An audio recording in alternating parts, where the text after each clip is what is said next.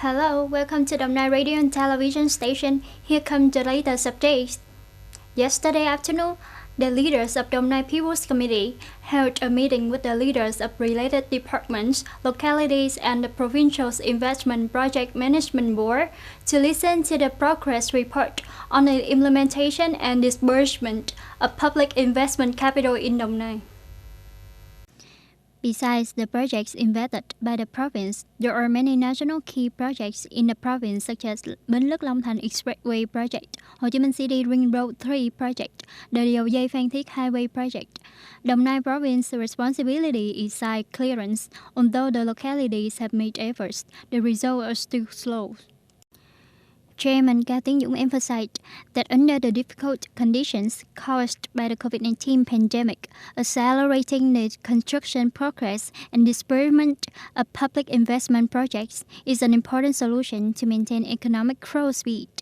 The provincial chairman proposed that localities should quickly review the need for resettlement for early implementation.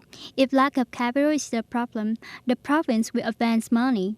Regarding that the disbursement is still low, the provincial chairman asked the investors to urge the contractors to complete the payment profiles to accelerate the disbursement progress.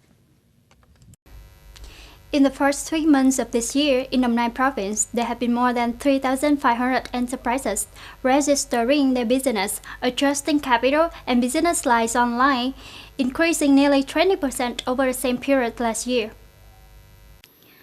According to the Business Registration Office, Department of Planning and Investment, in the first quarter, the office has received nearly 5,000 registration documents from businesses.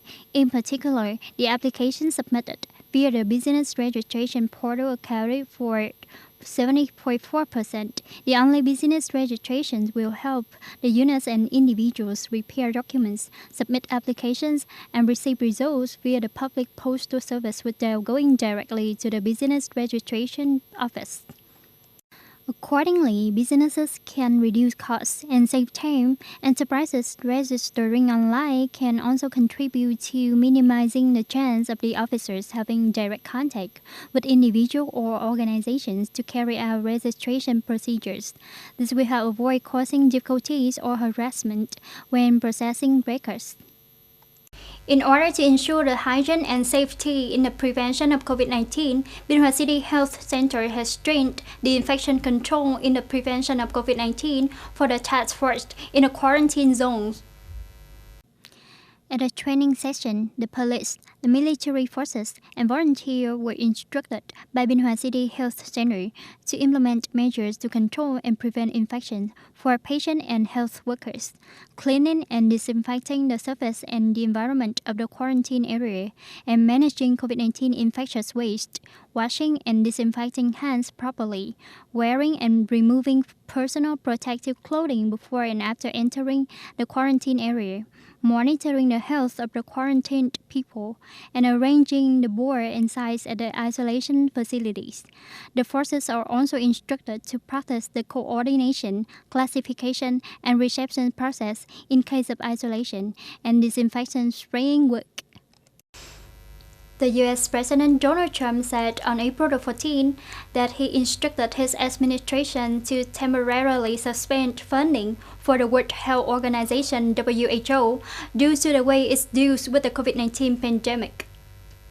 Speaking at a White House press conference, President Trump said that the WHO has failed its own basic mission and needed to be held accountable. According to Mr. Trump, WHO has promoted China false information about a new strain of coronavirus, which has caused a strong outbreak of the disease.